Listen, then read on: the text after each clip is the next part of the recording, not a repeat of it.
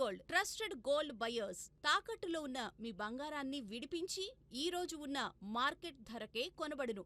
Contact number MLC కవితపై తాను చేసిన వ్యాఖ్యల విషయంలో వెనక్కి తగ్గేదే లేదని ఎమ్మెల్సీ తీన్మార్ మల్లన్న స్పష్టం చేశారు. నిన్నటి ఘటనపై వివరణ ఇస్తూ 2017 తెలుగు మహాసభల సందర్భంగా అప్పటి ప్రభుత్వం ప్రచురించిన ఒక పుస్తకాన్ని ఆయన ప్రస్తావించారు.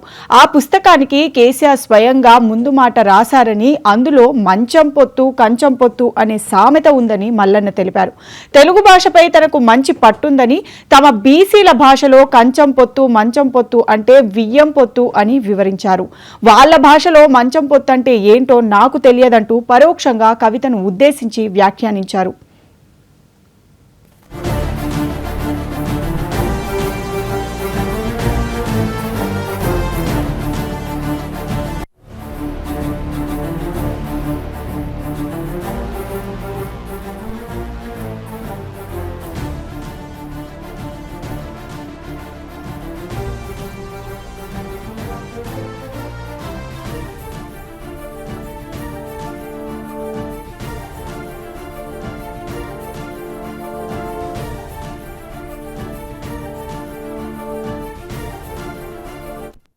పదజాలం అంటే ఇట్లా హత్యా రాజకీయాలతో మాత్రం రావాలనుకుంటుర్రా? పదజాలం ఏందండి?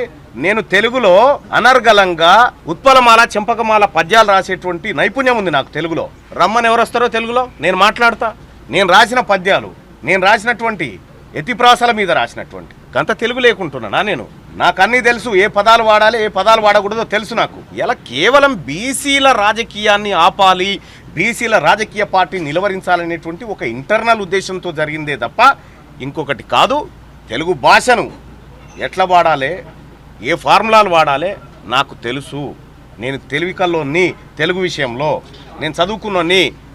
కంచం పొత్తు మంచం పొత్తు అనేది కేవలం అది బియ్యం పొందడం అనేటువంటి అంశం. అది దాన్ని అంటే వాళ్ళ భాషలో ఎట్లుంటుందో తెలియదు. మరి మా బీసీల భాషలను అయితే బియ్యం. ఎమ్మెల్సీ కవితపై తాను చేసిన వ్యాఖ్యల విషయంలో వెనక్కి తగ్గేదే లేదని ఎమ్మెల్సీ తీన్మార్ మల్లన్న స్పష్టం చేశారు. ఇక ఇదే అంశానికి సంబంధించి మా కరెస్పాండెంట్ హరికృష్ణ మరింత సమాచారాన్ని ఫోన్ లైన్ లో అందిస్తారు. హరికృష్ణ, ఎమ్మెల్సీ కవిత టీఆర్ఎస్ పార్టీకి సంబంధించిన గుండాలు, జాగృతి పార్టీకి సంబంధించిన గుండాలు కక్షపూరితంగానే బీసీల ఉద్యమం వారు కపట ప్రేమ చూపిస్తూ కూడా బీసీల ఉద్యమాన్ని బీసీలు రాజకీయంగా ఎదుర్కోవడానికి వ్యతిరేకంగా వారు నా పైన దాడి చేశారంటూ కూడా ఎమ్మెల్సీ తీన్మార్ మల్లన్న అలియాస్ చింతపండు నవీన్ మండలి చైర్మన్ కి అయితే ఫిర్యాదు చేయడం జరిగింది. ఈ ఫిర్యాదు సందర్భంగా కూడా బీసీలకు ప్రభుత్వం రిజర్వేషన్ కల్పిస్తామని చెప్పింది. 42% రిజర్వేషన్ కల్పిస్తుంది. అది బీసీలకు సంబంధించింది, రాష్ట్ర ప్రభుత్వానికి సంబంధించిన విషయం. మధ్యలో కవిత ఎవరంటూ కూడా ఆయన ఈ యొక్క చైర్మన్ ఫిర్యాదులు అయితే పేర్కొనడం జరిగింది. అయితే తాను ఈ సందర్భంగా తాను ఏదైతే వ్యాఖ్యలు చేశారో, సామెత వాడారో, ఆ సామెతను కూడా ఆయన సమర్థించుకోవడం జరిగింది. 2017 తెలుగు మహాసభల సందర్భంగా ప్రభుత్వం ఒక పుస్తకం ప్రచురించింది. ఆ పుస్తకానికి ముందు మాట రాసింది కూడా కేటీఆర్ఏ. ఆ పుస్తకంలో మంచం పొత్తు కంచం పొత్తు అనే సామెత ఉంది అని చెప్పేసి, ఈ తెలంగాణ సాంప్రదాయంలో ఒక భాగం ఈ సామెత అని చెప్పేసి కూడా ఆయన తాను చేసిన వ్యాఖ్యలను అయితే సమర్థించుకోవడం జరిగింది. అంతేకాకుండా తెలుగులో వ్యాకరణం భాషపై నాకు మంచి పట్టుంది. ఏ పదాలు వాడాలి, ఏ పదం వాడకూడదని నాకు తెలుసు. కంచం పొత్తు మంచం పొత్తు అంటే బీసీలో భాషలో, బియ్యం పొత్తు వాళ్ళ భాషలో, మంచం పొత్తు అంటే ఏంటో నాకు తెలియదు అంటూ కూడా ఆయన తాను చేసిన వ్యాఖ్యలను అయితే సమర్థించుకోవడం జరిగింది. అయితే బీఆర్ఎస్ సంబంధించి బీసీ ఉద్యమాన్ని ఆపాలని కవిత కుట్రపూరితంగా నా పైన దాడి చేసిందంటూ కూడా ఆయన ఆ మండలి చైర్మన్ గుత్తా సుఖేందర్ రెడ్డికి అయితే కవితపై ఫిర్యాదు చేయడం అయితే జరిగింది. అయితే ఆ బీసీల దొరసానికి బీసీల భాష ఏంటంటూ తెలియదంటూ కూడా ఆయన ఈ యొక్క వ్యాఖ్యానించడం అయితే జరిగింది. అయితే తక్షణమే ఆమె యొక్క ఎమ్మెల్సీ యొక్క స్థానాన్ని బర్తరఫ్ చేయాలి అని చెప్పేసి కూడా డిమాండ్ చేస్తూ ఆయన మండలి చైర్మన్ అయితే ఆయన ఫిర్యాదు చేయడం అయితే జరిగింది. అయితే ఆ ఫిర్యాదు అందుకున్న మండలి చైర్మన్ ఈ యొక్క విషయంపై విచారణ జరిపిస్తామంటూ కూడా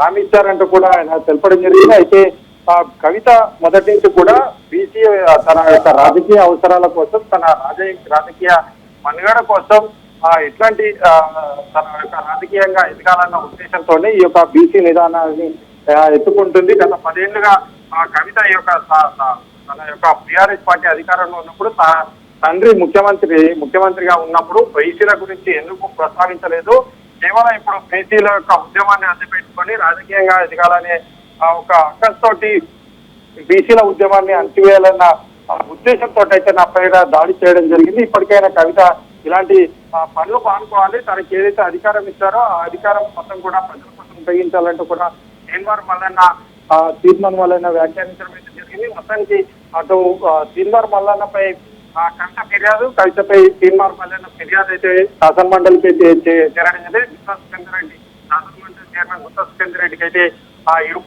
ఇరు వర్గాల ఎమ్మెల్సీలు అయితే ఫిర్యాదు చేయడం జరిగింది.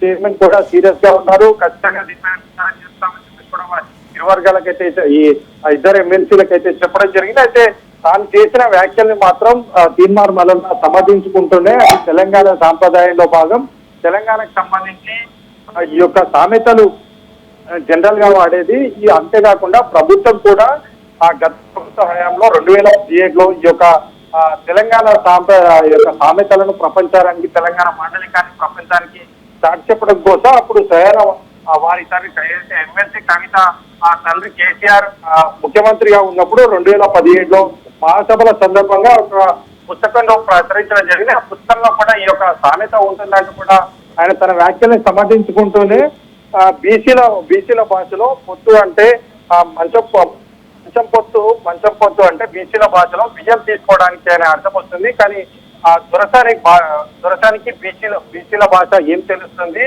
వాళ్ళ భాషలో మంచం పొత్తు అంటూ ఏంటో నాకు అర్థం ఏంటో నాకు తెలియదంటూ కూడా ఆయన వ్యాఖ్యలు చేస్తూనే తను చేసిన వ్యాఖ్యలు అయితే సమర్థించుకుంటూ ఈ రోజు ఎమ్మెల్సీ కవితపై తన యొక్క ఎమ్మెల్సీ స్థానాన్ని బర్తరఫ్ చేయాలంటూ కూడా మండలి చైర్మన్ కి అయితే ఫిర్యాదు చేయడం జరిగింది. Right, thank you Harikrishna. నేను రాసినటువంటి పదజాలం అంటే ఇట్లా హత్యా రాజకీయాలతో మాత్రం రావాలనుకుంటుర్రా? పదజాలం ఏందండి?